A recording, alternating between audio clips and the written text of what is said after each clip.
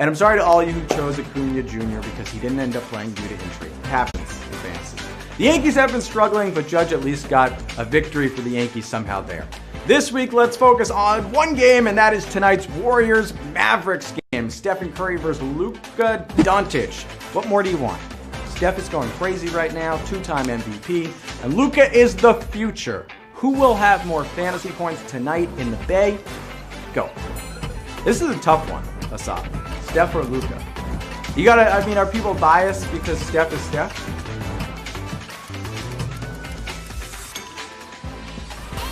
We'll see how big we are in Europe right now.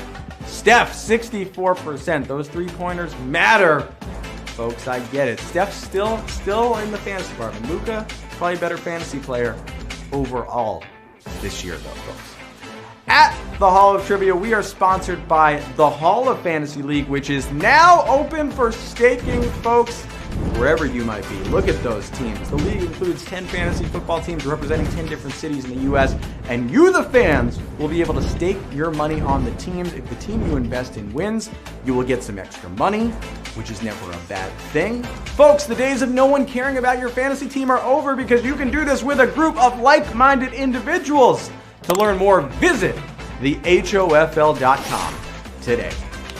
We appreciate all the support from the Hall of Fantasy League here at Hall of Trivia. And now let's do that trivia. I'm going to ask you 12 questions about football. All right? The NFL draft, if you get all questions right, you and whoever is left will split the prize pot of $2,500. You will be the number one overall pick, along with everyone else that gets all the questions right. But we'll see how many people do, because this is a special edition of trivia. There's some interesting questions in here. You know, Asaf was on our question call yesterday. There's a lot of good ones here. And we'll go to Q1. Who traditionally announces the first pick of the NFL draft?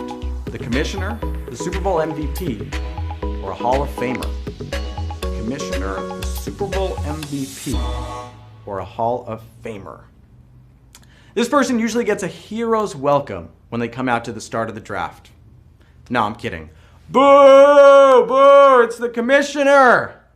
I'm just glad I didn't get booed on my way out here today. 18,857 of you getting that right. At this point, Roger Goodell is in on the joke, right? Last year, the remote draft, they had noise coming in. They had remote fans booing him. Impressive stuff in today's technological age. Maybe we'll get that again this week. Q2. What distance is used to measure sprint speed at the NFL Draft Combine? 40 yards, 90 feet, or 100 meters? 40 yards, 90 feet, or 100 meters? Well, Usain Bolt sprints 100 meters, and Mike Trout runs 90 feet between bases, but 40 times are probably the most well-known metric for potential NFL draftees. 40-yard dash was what we were looking for. The fastest ever recorded was 4.22 by John Ross. It definitely was not Jeff Eisband. All right, listen, let me tell you guys something.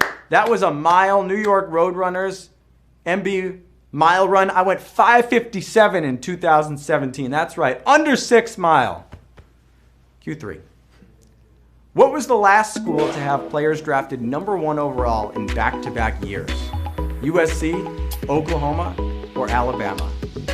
You're laughing us off. We knew we were going to get some people in the comments. What'd you say? Ryan Rainbow says I'm a stud? All right. See, people know I got speed. John Ross didn't know what was coming. It feels like Alabama should be the answer, right? But the Crimson Tide haven't had a number 1 overall pick since 1948. The answer is also the last school to have 2 straight Heisman Trophy winners, Oklahoma. All right, that was Baker Mayfield and Kyler Murray going number 1 in 2018 and 2019. I knew some people were going to be like Alabama, right? It has to be Alabama. Nick Saban recruits winners, not number 1 overall picks. I don't know if he ever said that, but I'm saying that. Q4. Which of these 2020 first-round draft picks was not selected to the Pro Bowl last season? Chase Young, Justin Jefferson, or Clyde Edwards-Helaire? That means 2020 was last year. They were rookies. Well, nobody actually played in the Pro Bowl last season, but a team was picked, and 2 rookies did make it. Clyde Edwards-Helaire, who rushed for 138 yards and a touchdown on opening night last year, did not make it.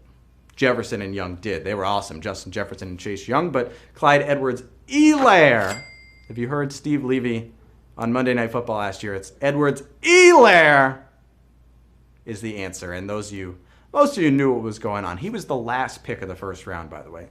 Number 32 in the first round by the then defending Super Bowl champs. Q5. What player was drafted first overall but ended up signing with the team that drafted him in the 7th round? John Elway, Bo Jackson, or Eli Manning? Elway, Jackson, or Manning? Well, as the story goes, Bo Jackson, while still a senior at Auburn, got on a private plane with Tampa Bay Buccaneers ownership after being told it was cleared by the NCAA. It wasn't, and Bo Jackson then could not return to Auburn to play baseball that spring. Well, Bo wasn't happy about that, and the Bucs had the first overall pick. Bo said, "Don't draft me." They did anyway, and Bo said no and went to play baseball. A year later, Al Davis calls him up and says, "We drafted you in the 7th round." He said, "I play baseball." He said, "Play baseball and then come and play football." And that's how Bo Jackson ended up in the NFL, and that's why he is our answer, 9,506 of you getting it. John Elway played baseball too. Q6. What college has the record for most first-round NFL draft picks in a single year? Miami, Alabama, LSU. And that is Miami of Florida, which we'll get into in just a moment. Sean Taylor, Kellen Winslow, Jonathan Vilma, DJ Williams, Vernon Carey, and Vince Wilfork. Those 6, all from the U, went in the first round in 2004. So U is the answer. 7,905 of you got that. Now, ironically, Ben Roethlisberger from Miami of Ohio was also drafted in the first round, and you could make the argument he's the guy going to Canton. Vince Wilfork maybe too. Sean Taylor was a legend as well. We're halfway through this game, folks, so players take a quick break between rounds, catch up your breath, right? I asked you on Twitter, who is your team's biggest NFL draft bust? And you could have gone a lot of ways with this. These were some of my favorite answers. First, Raider Nation. Perfect name. Jamarcus Russell. Mic drop. Nobody can beat that. Hype and cost alone, he is the biggest bust of all time. Really, Raider Nation? Not Darius Hayward-Bay? I'm sorry. And this was from Nas Rosales, who I think was Facepalm Circus, if I'm not mistaken, was the Twitter name. Chicago Bears fan here. That honor goes to Curtis Ennis, picked 5th overall in 1998, holds out for a bigger contract, tears ACL in 9th game. We could have taken Fred Taylor, all right, relax, Fred Taylor, Randy Moss, or Alan Faneca. Randy Moss is the big one there. I didn't know that. Some Chicago Bears history for you folks. Let's go on to Q7. Some of you are still in the game. Which team does not currently have a first or second round pick in this year's draft? Philadelphia Eagles, Houston Texans, or New England Patriots? And if a trade was made while we were rehearsing here in the last 30 minutes, I'm sorry. Over the last few years, the Houston Texans have made some trades that have left them hamstrung for talent. And along the way, they've traded most of the picks that they would use to groom talent, including this year's first and second round pick. They needed Laramie Tunsil, folks. They needed him. They needed him. They would have had the 3rd overall pick. A nice 8,289 of you getting that right. People know what Bill O'Brien did to the Texans, and Asaf using that Shooter McGavin clip will never cease to excite me. He's laughing so hard right now. He's making himself laugh. Q8. Which of these players fell the farthest on draft day? Aaron Rodgers, Randy Moss, or Lamar Jackson?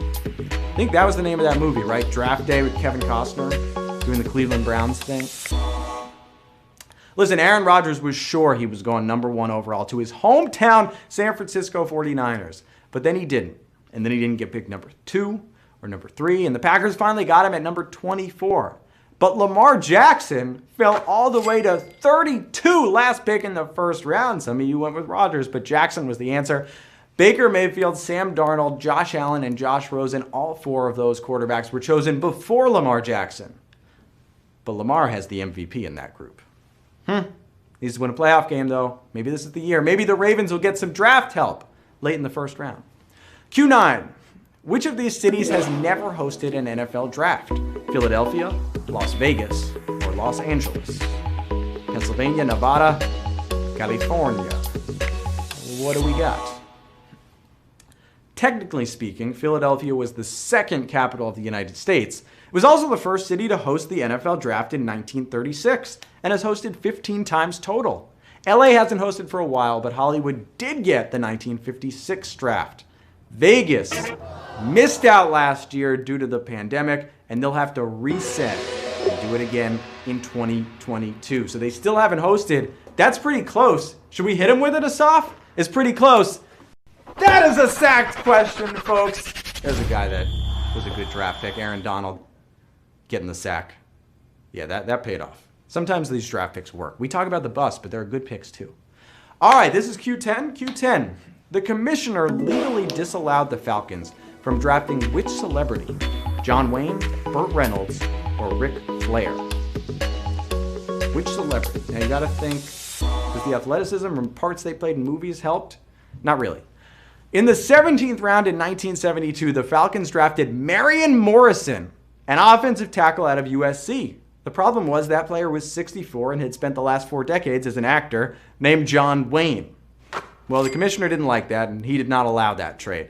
But woo!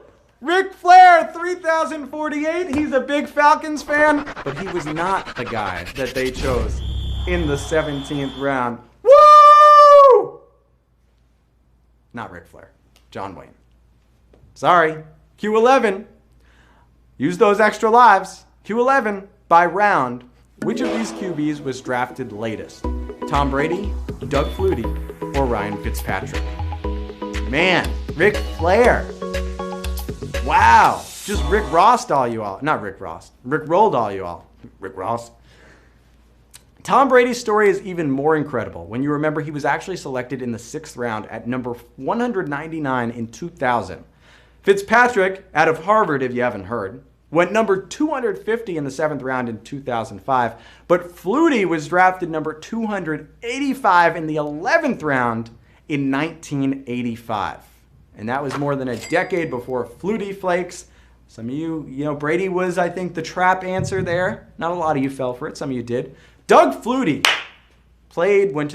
he was in the USFL or something. He played in the NFL, the CFL, the NFL, went all around and made some great cereal. It is now time for the final question, the Mr. Irrelevant question, but in our case, the last one means the most. It's the final round of the draft. It's Q12, the NFL Draft Hall of Trivia Special. All right, Q12. What team once picked 2 Hall of Famers back-to-back in the same draft? The Dallas Cowboys, the San Francisco 49ers, or the Chicago Bears? 2 gold jackets, back-to-back. Having 2 of the top 4 picks is good unless you're the 1992 Colts, who went with Sam Entman and Quentin Coriat 1-2. Who are they? Yeah, it's a good question. But in 1965, the Bears took Dick Butkus and Gale Sayers 3-4. Back-to-back Hall of Famers. A rare win for the Chicago Bears, and what it does is it gives a win to 1,795 of you who are winners! Chicago!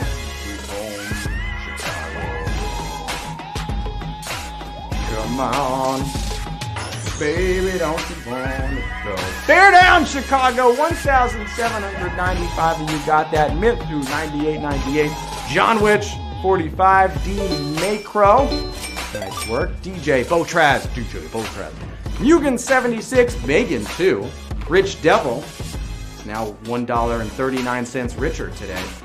How about Ro Farad, 3. Albert, 1820. Holding down the fort. 1,795 of you are winners. Congrats to all of you. You are like the Ravens, drafting Lamar Jackson, keeping your focus ahead of everyone else until the end of the round.